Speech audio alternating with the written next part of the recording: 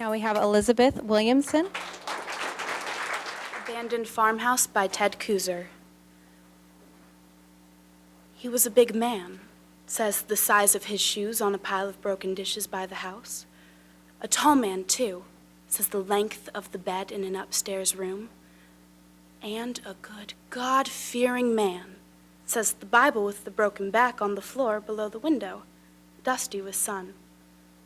But not a man for farming, says the field cluttered with boulders and the leaky barn.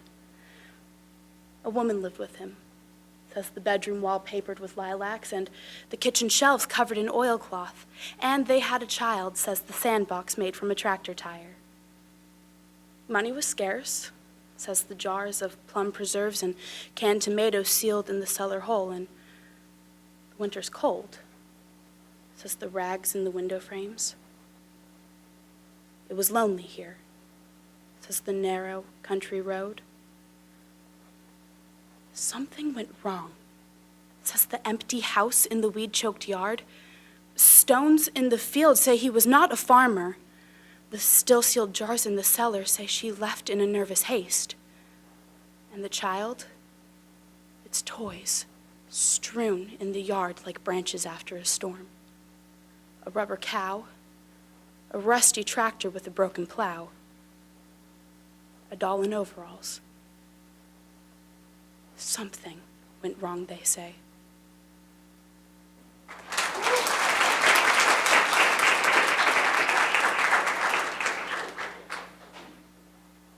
We will be going in reverse alphabetical order. So our first person this round will be Elizabeth Williamson, Vancouver School of Arts and Academics.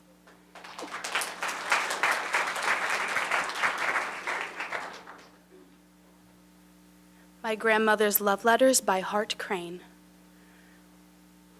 There are no stars tonight, but those of memory. Yet how much room for memory there is in the loose girdle of soft rain. There is even room enough for the letters of my mother's mother, Elizabeth, that have been pressed so long into a corner of the roof that they are brown and soft and liable to melt as snow. Over the greatness of such space, steps must be gentle. It is all hung by an invisible white hair. It trembles as birch limbs webbing the air, and I ask myself, are your fingers long enough to play old keys that are but echoes?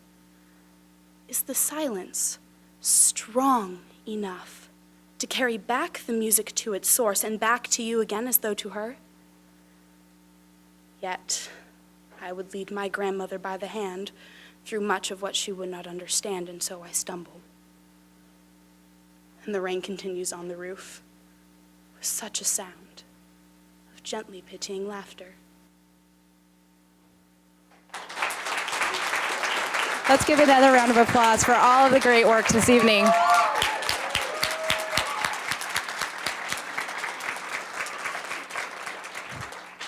So as we mentioned earlier, the two competitors that receive the highest overall scores will be advancing to the statewide Poetry Out Loud competition, which will be held on March 8th in Tacoma. So we do have two finalists advancing, and they will be announced in no particular order. So the first person that will be advancing to the state competition is Carlos Lurkey.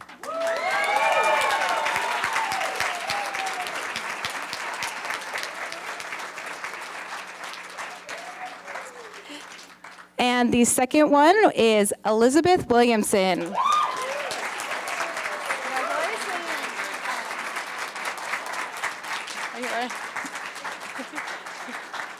Come on. Thank you again to all of our students. You did a fantastic job this evening. I know we all enjoyed listening to some great poetry, so hopefully we'll see you all again next year. Thank you for your support.